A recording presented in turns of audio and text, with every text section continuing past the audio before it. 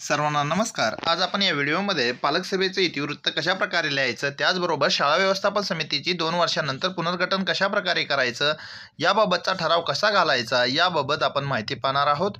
त्याचबरोबर पालक सभेमध्ये कोणकोणते विषय असावेत याचीही माहिती आपण या व्हिडिओमध्ये पाहणार आहोत। सर्वप्रथम सुनील बोळे या यूट्यूब चॅनलवर आपल्या सर्वांचं स्वागत। चला तर मग विषय कसे लिहायचे ते पाहूया। पालक सभा, दिनांक, वार, ठिकाण, वेळ आपण असे विषय घालून पुढे अनुक्रमांक, पालकाचे नाव, सही किंवा सभेचे इतिवृत्त लिहून झाल्यानंतर सुद्धा आपण हे लिहू शकता।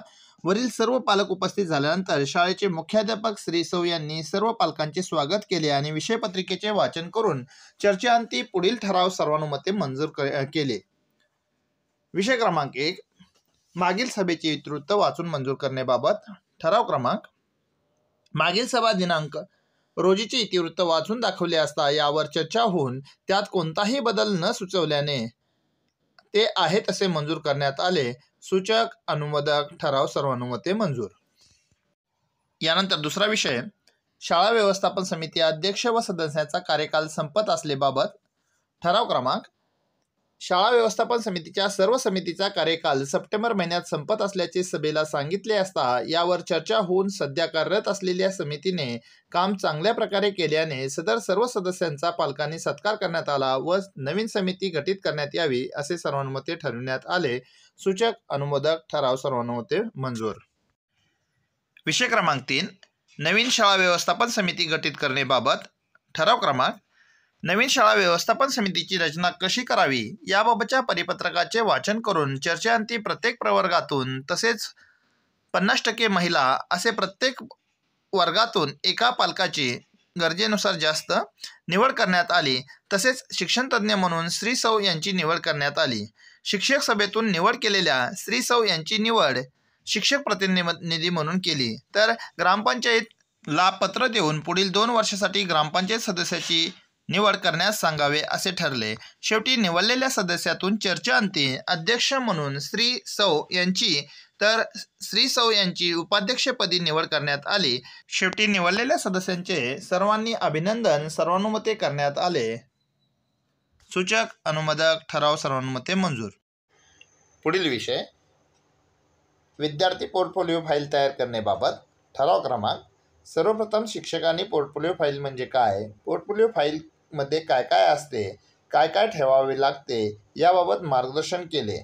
त्यानंतर शाळेतील उत्कृष्ट पोर्टफोलिओ फाईलीचा पालकांना नमुना दाखवला असता यावर चर्चा झाली आणि विद्यार्थ्यांना पालकांनी सहकार्य करून आपल्या पल्ल्याची पोर्टफोलिओ फाईल जास्तीत जास्त चांगली करण्याचा सर्वांनी प्रयत्न करावा असे सर्वानुमते ठरविण्यात आले। सूचक, अनुमोदक, ठराव सर्वानुमते मंजूर। पुढील विषय, विद्यार्थी प्रगतीबाबत। ठराव क्रमांक, विद्यार्थ्यांच्या शाळा सुरू झाल्यापासूनच्या प्रगतीचा आढावा शिक्षकांनी सर्वांसमोर मांडला असता हुशार विद्यार्थ्यांचे अभिनंदन करण्यात आले। तर अभ्यासात मागे असलेल्या विद्यार्थ्यांसाठी शिक्षकांनी अतिरिक्त पूरक मार्गदर्शन करण्याचे ठरवण्यात आले। तर पालकांनीही आपल्या पल्ल्याचा अभ्यास नियमितपणे घरी घेण्याचे या ठरावाद्वारे ठरविण्यात आले। सूचक, अनुमोदक, ठराव सर्वानुमते मंजूर। पुढील विषय, पायाभूत भौतिक सुविधा अंतर्गत वस्तूंची मागणी करण्याबाबत।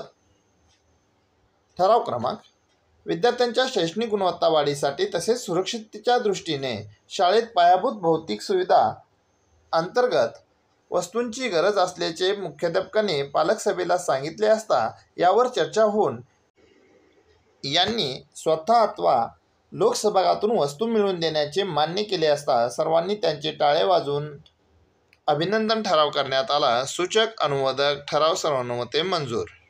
पुढील विषय, प्रधानमंत्री पोषण शक्ती निर्माण योजनेबाबत। ठराव क्रमांक, प्रधानमंत्री पोषण शक्ती निर्माण योजनेअंतर्गत शाळेतील तांदूळ, कडधान्य तसेच स्वच्छता, चव याबाबत प्रत्यक्ष पाहणी करण्यास सांगितले असता सर्वांनी पाहणी केली। काही सदस्यांनी चव घेतली। शेवटी यावर चर्चा केली असता धान्याची साठवणूक चांगली केली असून स्वच्छता चांगली आहे तसेच मध्यान्ह भोजन आहाराची गुणवत्ता व पोषण मूल्य उत्तम असल्याचे सर्वानुमते ठरवण्यात आले। यावेळी पालकांनी अधूनमधून येऊन आहाराची गुणवत्ता व पोषण मूल्य तपासावे असेही या ठरावाद्वारे ठरविण्यात आले। सूचक, अनुमोदक, ठराव सर्वानुमते मंजूर।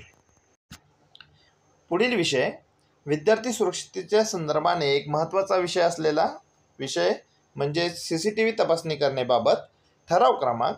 शाळेतील CCTVचे फुटेज आठवड्यातून निदान 2-3 वेळा तरी तपासले जाणे गरजेचे असल्याचे सभेला सांगितले असता यावर चर्चा होऊन पालकांनी त्या शाळेला भेट देऊन CCTVचे फुटेज तपासणी करण्यात यावी असे सर्वानुमते ठरविण्यात आले. सूचक अनुमोदक ठराव सर्वानुमते मंजूर.